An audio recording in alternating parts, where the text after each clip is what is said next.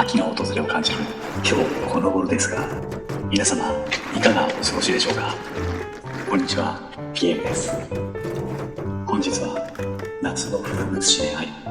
この期間中お客様からたくさんの喜びの声をいただいたこの岩牡蠣を仕込みながら、皆様と夏の思い出を振り返れたらと思います。それでは本編をどうぞ。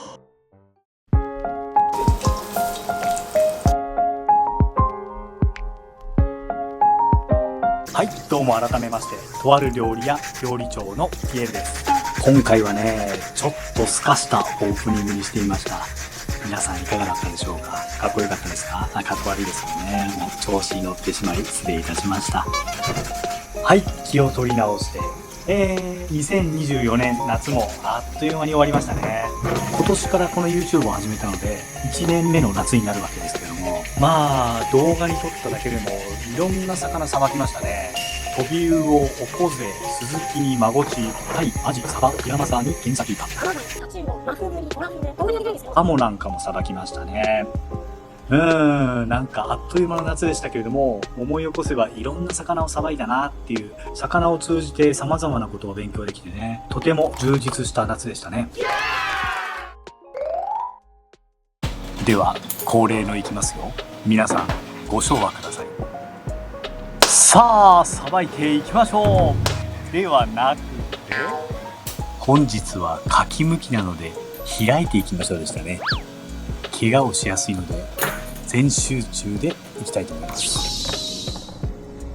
そんな夏の魚介類の中でも、僕がいるこの地域でひときわ存在感を放っているのがこの岩牡蠣なんです。一般的に冬が旬の真牡蠣とは異なっており、岩牡蠣はですね、旬が夏になります。そして主にですね、北海道、東北、あと北陸や中国地方、九州など様々なところで取れるんですが、どの岩牡蠣もこの夏がですね、最盛期、一番ピークとされていて、夏に楽しめる貴重な海産物なんです。この岩牡蠣の魅力は何といっても独特の風味と食感ですよね。ミルキーで旨味がギュッと凝縮されているので、生食でも非常にうまいという利点があります。そして真牡蠣に比べて成長が遅い分、長い年月をかけてじっくり育つため、身が大ぶりで食べ応えがあるんですよね。牡蠣はね、包丁を入れるとそのミルキーな旨味が流れ出てしまうので、僕はね、いつもお客様にこの岩牡蠣を提供するときは、どんなに大きくても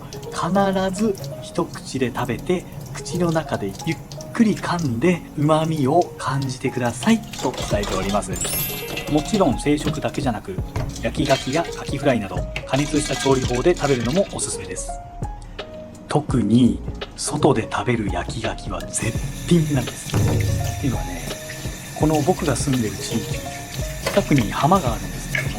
そこではね、路上で牡蠣を焼いて売っている店があるんですよ。香ばしい香りがほんとたまらなくて、よくね、その匂いにつられて買ってました。でね、その場で食べれるんですけれども、香ばしい香りに包まれた濃厚な牡蠣が焼かれることによってさらに凝縮されて、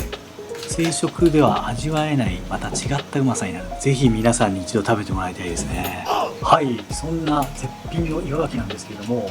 皆さんご存知の通り、食中毒の危険性がどうしてもありますので、食べる時には様々な注意や対策が必要になってきます。有名なところでノロウイルスがあります。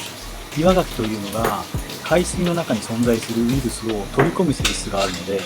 もし取り込んでいた場合にその岩牡蠣を火を通してない状態で食べると、ノロウイルスにかかる可能性が非常に高いです。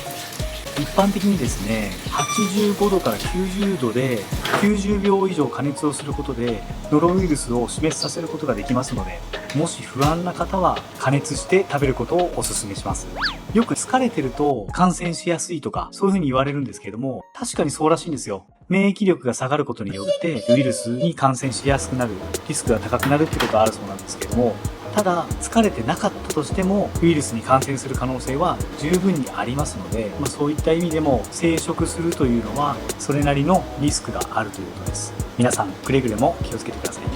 さあラスト、岩牡蠣を盛り付けていきましょう。やはり岩牡蠣は殻を使って盛り付けるのが豪華に見えますよね。氷水につけることによって艶が出て、そしてプリッとした食感になります。薬味とポン酢を添えて完成です。はい、これにて今年の岩牡蠣の時期は終了となります。ちょっと寂しいですが、また来年美味しい岩牡蠣に会えるのを楽しみにしましょう。本日の仕込みは以上となります。最後までご視聴いただきありがとうございました。また次回の動画でお会いしましょう。